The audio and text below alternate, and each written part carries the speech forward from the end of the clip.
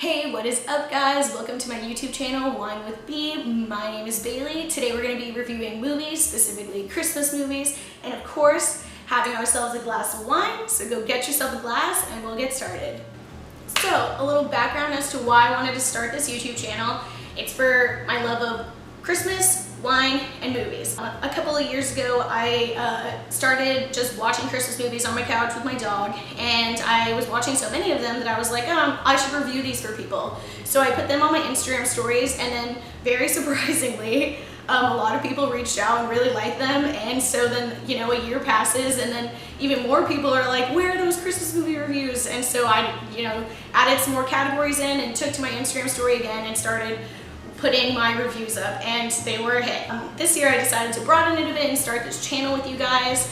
And anybody who knows me knows that I love Christmas. I'm literally that person on December 26th who is like counting down the days until next year. Super annoying, wants to put the Christmas tree up early, before Thanksgiving even. I just wanted to basically take all my Christmas love and knowledge and give it to you guys in a review movie form. And I'm sure some of you guys are like, okay, why would you review Christmas movies? We already know what the best ones are: Home Alone, Elf, Santa Claus, whatever. And you're probably right by that. However, what's unique about what I'm doing here is I'm only reviewing non-classic Christmas movies. So, any of those Netflix originals, any movies that Netflix just puts onto their platform, HBO or Hulu, any new movies that they're putting onto their platform this year will count towards my 25 Days of Christmas that I review every year. And I also take recommendations, so if you guys have one, drop it in the comments and I will see if I could review that one for you. That brings me to point number 2, and that is my love for wine. And so if anybody knows me, they also know that my favorite thing to do is just sit on my couch, which is behind me, with my dog and a glass of wine and watch the movies.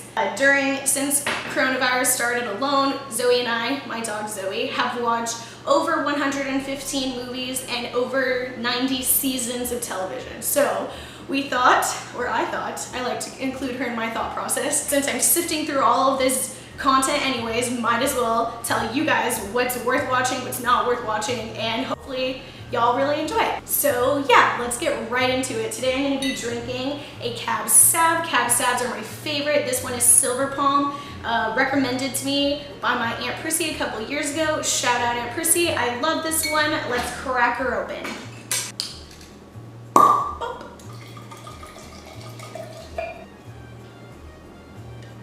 So this particular Cab Sav is pretty bold and dry. All Cab Savs are going to be dry if you don't know anything about wine. Hopefully I can teach you guys a little something about wine along this journey. I've gotten a couple of my friends into wine, specifically Cab Sav, so maybe we'll all learn something together. But this one is a little bit, I would say medium acidity and medium on the tannins, but it's really good. I think this is an easy first one. I also plugged this for you guys. You can get it at Total Wines for about 14 bucks. But if you do the Pick 6, which I highly suggest you do, you can save $2 on that one, and hopefully, yeah. And I'm in Texas, so they do sell it at H-E-B, and so I hope you guys try it. If you try it, let me know what you guys thought. Let me know in the comments. And if you guys also have a wine suggestion, I love wine suggestions. Keep them coming. Okay, now let's move on to the actual movie review portion of this video. First I'm going to run down my scoring sheet and kind of explain it to you guys. So the first category is cheese levels. So how cheesy was this movie? And this is to be taken with a grain of salt because all Christmas movies are going to be cheesy. So just because one movie got a 1 in that category does not mean that it was not a cheesy movie. It just means it was probably a lot less cheesy than other Christmas movies I've seen. Next is Hallmark quality, so the potential that you would see this movie on the Hallmark channel. Possibility of becoming a classic is the next one. So, eventually there's going to be a movie that comes on that will become a classic. I personally think like the 2018 cartoon version of The Grinch is a classic movie now, or it should be anyways. So, will this be a movie you return to and Christmas is to follow? Acting quality, that's pretty self-explanatory. The better the actor, the better the movie. Plot development, also self-explanatory. The better the plot develops, the better the movie. Predictability, and most Christmas movies are romance movies, a lot of them, so they're going to be pretty predictable, but that's not always a bad thing. Next is originality, how original was the movie, and then After doing this for the past 2 years, I saw a common denominator across a lot of movies that I watched, and it was whether or not either a parent or family member passing away had something significant to do with the plot, as to whether or not the characters in the movie either hated Christmas, really enjoyed Christmas, or whatever. So that's going to be a yes or no. Next, this is a new category this year, hit or miss. Was this a hit or a miss? Like, if you just wanted point blank, this is the only thing you're going to take away from this review, is whether I say it's a hit or a miss. That's your category for you. I've been putting in some, which doesn't mean it's just not, it's kind of in between. Next is romance or kids movie, because that's pretty much what most of the movies are. However, as I've been watching, I realized I should have put a third category in there, which would be family, and I'll indicate that as well. Next is a personal one, and it is Did I Cry? And I'll tell you guys before we even get started in this, I'm a huge baby. It doesn't take a lot to make me cry. I'm in touch with my feelings, let's go with that. So don't laugh at me if I cry. But would recommend, would I personally recommend this movie on a scale of 1 to 10. And then next is overall score, which is also, all of these scores are on a scale of 1 to 10. I want to talk about overall score really quickly. So for overall score, I take into consideration all of the different categories. However, just because a movie got a 10 in some categories doesn't mean that it's going to get a 10 in the overall score, because some of the categories negatively impact the overall score, right? So like, if the movie was super cheesy and predictable in a Hallmark movie, that's going to bring the score actually down. Also, I like to take into consideration, when I started all of this, my thought process was, would my brother like to watch this movie? Shout out Tristan. I'm trying to think about, like, would a male's perspective, like, think this was a good movie? So that can also bring up or down the score, and that's completely arbitrary. I completely made that up, but this is my video and my reviews, and so we're gonna do it my way. So just bear with me, and we'll have fun with it. The movie we're reviewing today is Holidate, starring Emma Roberts and Luke Bracey. Not sure if that's how you say his last name, but let's just go with that. I'm just gonna run down the scorecard to let you guys know how I scored this movie. So cheese level, 4 out of 10.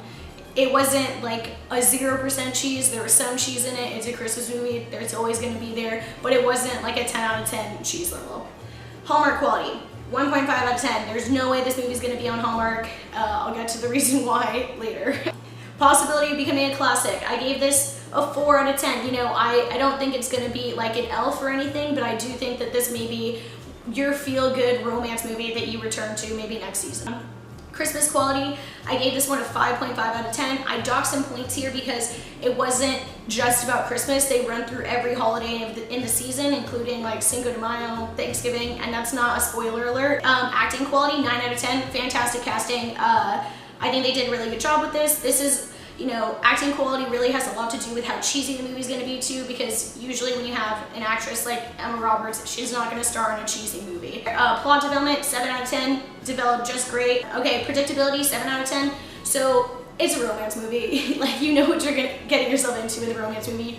All of them are a little bit predictable. You know how it's gonna end. And just because it was predictable doesn't mean it was bad. You know, sometimes we like predictability in movies, but okay, so next is originality. I give this one an 8 out of 10. The reason is I've never seen a movie like this. I've never seen a holiday movie like this, a Christmas movie for that matter. This seems like a totally new idea to me, and I like it. And then no parent passed away, a parent or a family member passed away in this movie that had significance or that was mentioned at all. Was it a hit or miss? I think this one was a hit. If you take anything from this, that's what I think. It was a hit.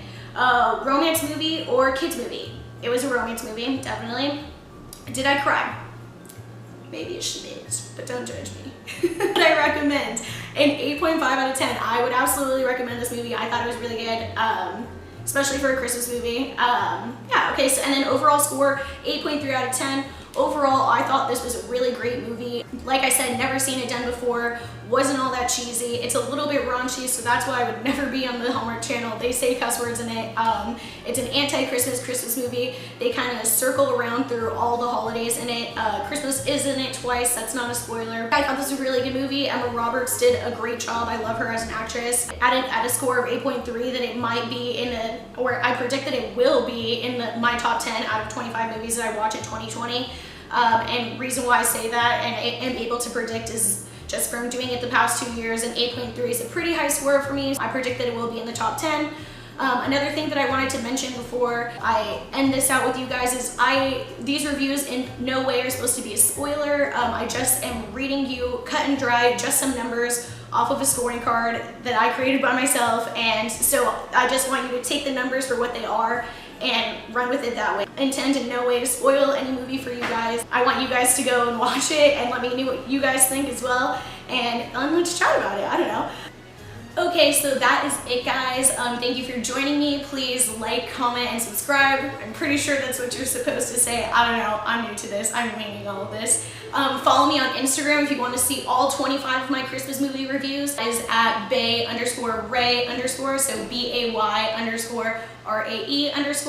And thank you for joining me. Let me know what you guys think. Let me know if you loved it, hated it. Just kidding. If you hate it, keep it to yourself. But anyways, I'll see you guys next time. But until then, cheers.